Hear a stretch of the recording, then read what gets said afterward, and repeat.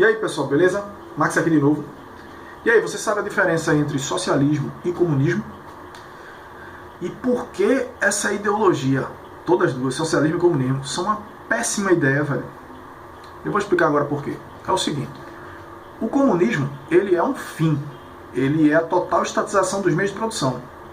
O socialismo, ele é o processo ao qual você tenta atingir o fim, que é o comunismo.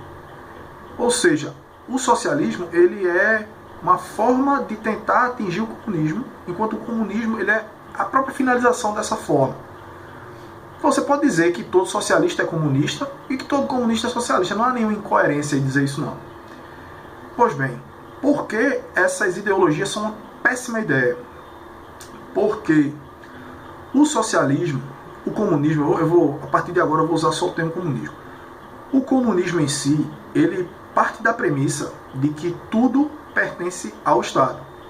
Ou seja, nada pertence a indivíduos, propriamente dito. A propriedade privada não existe. Só que o que é que ocorre? Todas as pessoas têm que continuar produzindo, obviamente.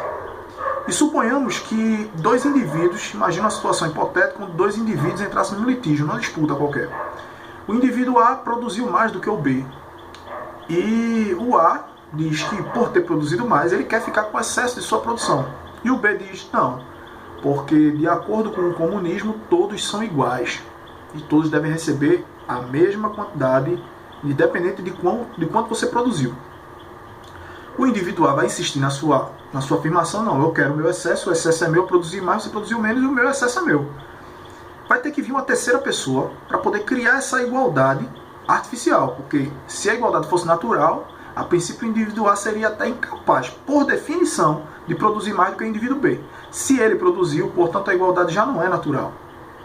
E no momento em que essa terceira pessoa interviesse para criar essa igualdade, essa terceira pessoa também, por definição, tem que ser mais poderosa do que os dois indivíduos que estão em litígio. E essa terceira pessoa é o Estado, o agente, o burocrata estatal. Por isso que quando o comunismo propõe em criar uma sociedade utópica onde todos são iguais, ele cria uma sociedade distópica onde há um índice de desigualdade muito maior do que em qualquer outra. Porque você vai criar uma pequena elite burocrática de pessoas que não produzem, que não trabalham, que simplesmente administram através de canetas o que deve ir para onde, que tipo de igualdade a gente deve produzir. Esse pequeno grupinho vai ser tão mais poderoso, tão incrivelmente mais poderoso do que qualquer outra pessoa, que simplesmente vai esmagá-las. E o resultado disso, a própria história já tratou de mostrar. São catástrofes terríveis. Por exemplo, tem um amigo meu que disse para mim que o professor de história dele falou que o nazismo era um regime de direita. Inclusive eu vi isso na Wikipédia. Para começar, o nazismo não pode ser um regime de direita por uma definição simples. Se os regimes à direita são aqueles que têm uma redução, a tendência à redução do Estado, e o nazismo era um regime de Estado máximo, ele, por definição, tem que ser de esquerda. Mas até aí tudo bem, suponhamos que o cara não saiba dessa definição. Ele deve saber, esse professor de história, e a Wikipédia deve saber que o socialismo é um regime de esquerda. Não é possível que eles não saibam isso.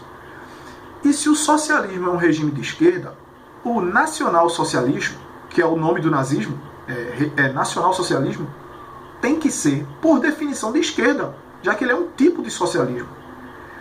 Pois bem, o nazismo, se alguém, suponhamos que alguém chegasse na televisão e dissesse, não, eu vou fundar aqui no Brasil o Partido Nazista, esse cara ia passar 5 minutos e seria preso por apologia a um regime criminoso.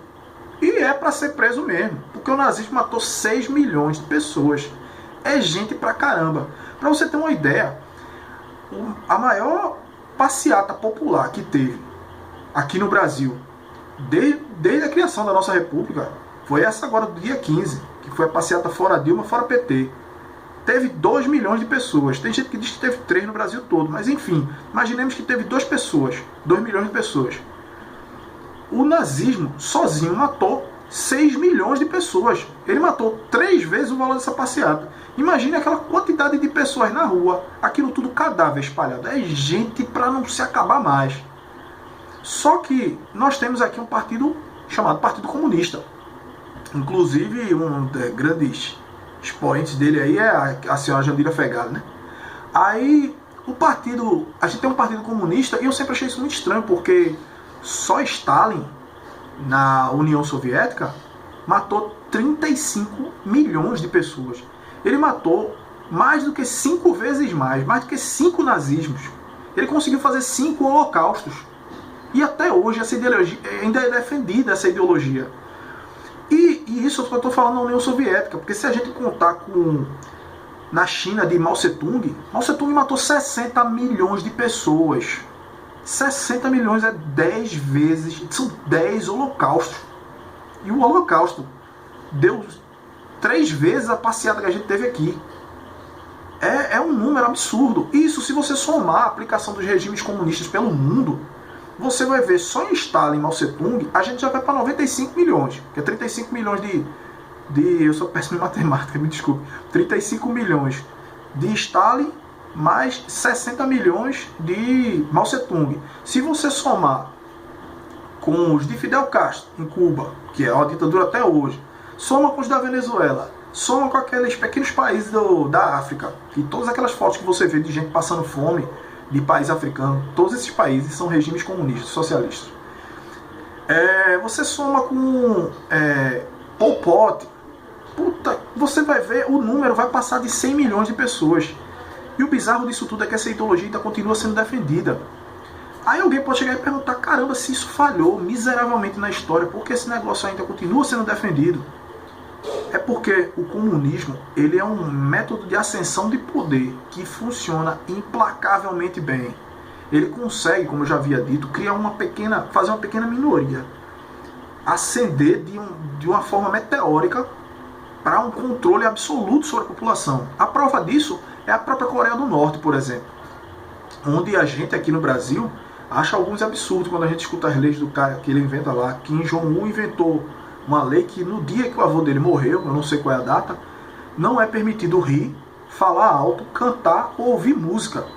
Pra gente isso só é um absurdo, mas esse é o tipo de poder que o comunismo e o socialismo criam para um pequeno grupo de pessoas.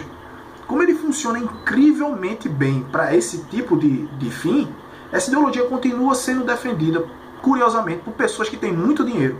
Eles sempre fazem essa alusão constante de voto de pobreza e coisa desse tipo. No entanto, se você prestar atenção, esses indivíduos são incrivelmente ricos. Fidel Castro é um dos homens mais ricos da América Latina. Dentro da área de Cuba, ele tem umas ilhotas que tem por lá, ele é dono delas e ninguém entra lá. O filho de Nicolás Maduro, um dia desse, postou um vídeo fazendo chuva de dinheiro em cima dele, chuva de dólares. Eu quis dizer também de seu Lula, que o filho dele era limpador de cocô de elefante no zoológico, hoje em dia é um dos donos da Friboi. Ou seja, essa ideologia já está provada, o que é puro charlatanismo. E como é que a gente faz para se defender dessa porcaria? Em primeiro lugar, eu digo, você tem que estudar e se informar. Não tem saída mesmo, não. Eu aprendi muito sobre o comunismo, sobre a aplicação prática dessa porcaria nesse livrinho aqui. Ó. Isso aqui é um Kobo, mas o livro é esse aqui. Não sei se dá pra ver, eu acho. Aqui. É o livro negro do comunismo. Esse livro aqui fala sobre a aplicação dele em diversos lugares do mundo. E tem outras fontes também, não é difícil de encontrar não. Se você digitar no Google, você vai achar muitas referências boas. Inclusive, se você quer aprender alguma coisa sobre o comunismo, aconselho urgentemente, assista algumas aulas do professor Olavo de Carvalho, leia o mínimo que você precisa saber para não ser um idiota, e mais outros livros dele, como o Imbecil Coletivo e algumas outras coisas dessa aí, que fala sobre a intelectualidade esquerdista daqui.